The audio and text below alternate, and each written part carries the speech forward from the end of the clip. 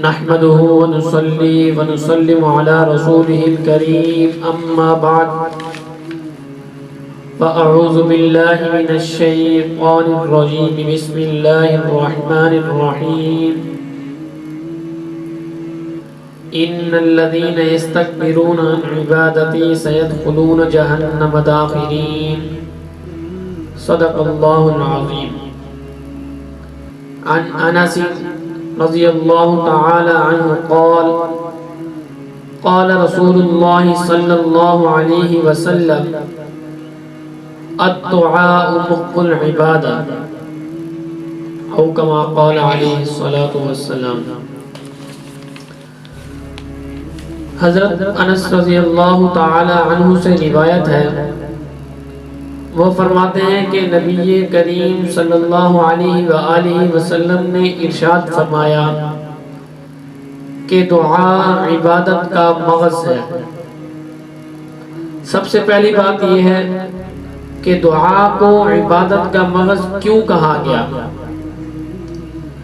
دعا کو عبادت کا مغز اس لیے کہا گیا کہ دعا یہ ایک عبادت ہے اور عبادت کے اندر عاجزی انکساری ہوتی ہے، اور یہ بات یعنی عاجزی انکساری یہ دعا کے اندر زیادہ پائی جاتی ہے جب انسان اللہ تعالی کے سامنے دعا کرتا ہے تو بیچارہ بے بس ہو کر بیچارہ ہو کر وہ اللہ تعالی سے دعا مانگتا ہے. تو دعا میں عاجزی اور انکساری زیادہ ہوتی ہے، اسی وجہ سے دعا کو عبادت کا مغز کہا گیا. اور دوسری بات کہ دعا کے مانگنے کا طریقہ کیا ہے. اس سے پہلے میں یہ بات ذکر کرتا جاؤں، قرآن پاک میں ارشاد ہے ان الذين يستكبرون عن عبادتي سيدخلون جہنم داخرین. بے شک وہ لوگ جو تکبر کرتے ہیں عن عبادتی میری عبادت سے، مراد یہاں دعا ہے. سيدخلون ان قریب وہ داخل کر دیے جائیں گے جہنم میں داخرین ذلیل ہو کر. کیا مطلب ہے اس کا؟ نبی کریم صلی اللہ علیہ وآلہ وسلم نے ارشاد فرمایا کہ اللہ رب العزت سے دعا مانگا کرو. اللہ رب العزت فرماتے ہیں کہ مجھ سے دعا مانگو، جو مجھ سے دعا نہیں مانگتا میں اس سے ناراض ہو جاتا ہوں. تو فرماتے ہیں بے شک وہ لوگ جو تکبر کرتے ہیں عن عبادتی میری عبادت سے یعنی میری دعا سے، مجھ سے دعا نہیں مانگتے، ان قریب وہ داخل ہوں گے جہنم میں ذلیل ہو کر.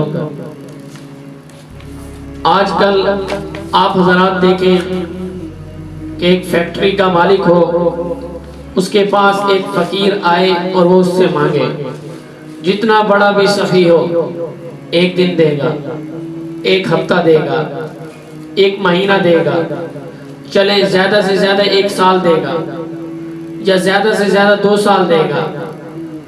اس کے بعد وہ کہے گا بھائی بس میری بس.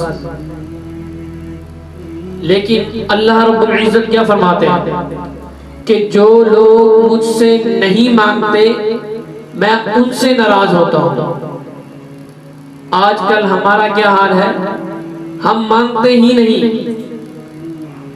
جو دینے کا اصل سبب ہے، جو دینے کی اصل جگہ ہے، ہم وہاں سے مانگتے ہی نہیں. تو اس لیے نبی کریم صلی اللہ علیہ وآلہ وسلم نے ارشاد فرمایا کہ اللہ تعالی سے دعا مانگو. وہ دعا مانگنے پر اگر اللہ تعالی سے دعا مانگی جائے تو اللہ تعالی اور خوش ہو جاتے ہیں. اور دوسری بات دعا مانگنے کا طریقہ کیا ہے، دعا کے آداب کیا ہیں، اور کون سی دعا قبول ہوتی ہے اور کون سی دعا قبول نہیں ہوتی، یعنی دعا میں کیا مانگا جائے اور کیا نہ مانگا جائے۔ پہلی بات کہ دعا کے آداب، دعا کے آداب میں سے ہے کہ سب سے پہلے اللہ تعالیٰ کی تعریف کی جائے، یعنی الحمدللہ سے شروع کیا جائے۔ دوسری بات، دعا کے اندر حضور نبی کریم صلی اللہ علیہ وآلہ وسلم پر درود شریف پڑھا جائے۔ سب سے افضل درود شریف نماز والا ہے درود ابراہیمی۔ اللہ تعالیٰ کی تعریف کی جائے، یعنی اللہ تعالیٰ کی ثنا کی جائے، اور اس کے بعد حضور نبی کریم صلی اللہ علیہ وآلہ وسلم پر درود پڑھا جائے۔ اس کے بعد اپنی حاجت اللہ تعالیٰ کے ساتھ اللہ تعالیٰ کے سامنے پیش کی جائے، یعنی مانگی جائے، دعا مانگی جائے عاجزی کے ساتھ، عاجزی و انکساری کے ساتھ اللہ تعالیٰ کے سامنے دعا مانگی جائے، اور جائز کاموں کی اور اللہ تعالیٰ پر توکل رکھتے ہوئے، اللہ تعالیٰ پر یقین ہو، اور